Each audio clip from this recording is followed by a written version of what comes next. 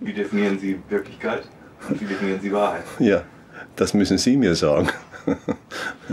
Denn ich arbeite weder mit dem einen noch mit dem anderen Begriff als eine endgültige, ein für alle Mal klare Sache. Sehen Sie, also ich lebte in den 50er Jahren kurz in Bombay und da wurden mir Swamis vorgestellt, das sind heilige weise Männer, auf die im Okzident die Diagnose der schizophrenen Katatonie angewandt würde.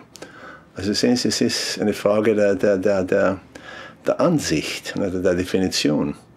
Sie kennen vielleicht das Witzchen, was ist der Unterschied zwischen einem Optimisten und einem Pessimisten?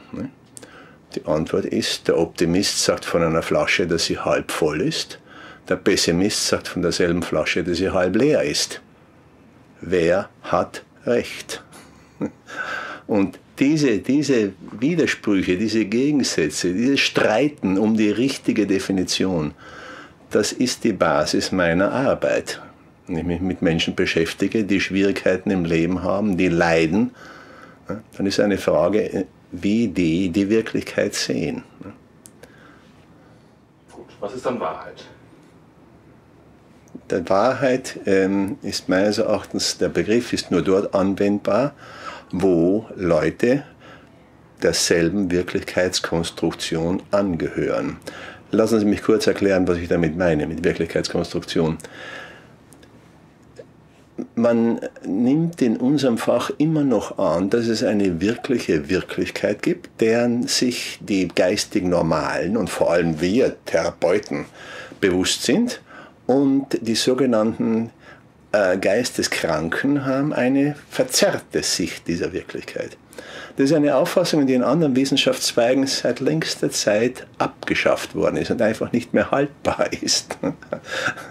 In der modernen Epistemologie ist die Aufgabe der Wissenschaft, besteht darin, Verfahrensweisen zu entwickeln, die für einen ganz bestimmten Zweck wirksam sind. Und das mag sehr wohl bedeuten, dass in 5 Jahren diese heutige beste Art und Weise, mit dem Problem umzugehen, bereits durch eine bessere abgelöst wird. Das bedeutet aber keineswegs, dass diese nächste nun wahr ist und die hier ist unwahr. Aber dennoch basiert sie auf dem, was man heute weiß. Also im Grunde genommen fällt ja nicht was völlig anderes vom Himmel. So beliebig ist es doch nicht. Nein, wir müssen uns darüber im Klaren sein. Wir machen im Konstruktivismus, dem ich angehöre, machen wir eine Unterscheidung zwischen 2 Wirklichkeiten.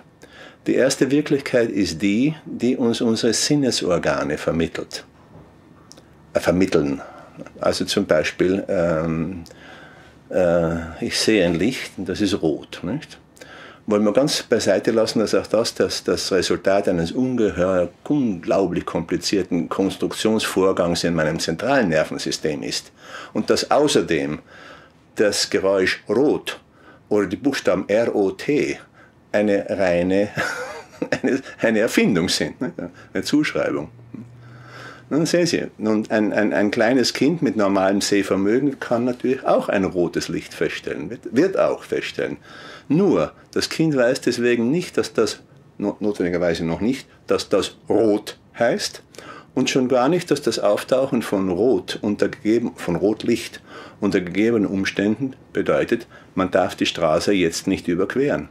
Das sind Zuschreibungen an die sogenannte Wirklichkeit der ersten Ordnung, die Wirklichkeit, die mir mein Zentralnervensystem vermittelt. Unweigerlich kommt es zur Zuschreibung von Bedeutung, Sinn und Wert. Und da gibt es absolut keine Möglichkeit, ein für alle Mal festzustellen, wer Recht hat und wer Unrecht hat. Daher das Witzchen, der Pessimist sagt von der Flasche, dass sie halb leer ist, der Optimist sagt von derselben Flasche, derselben Wirklichkeit erster Ordnung, dass sie halb voll ist.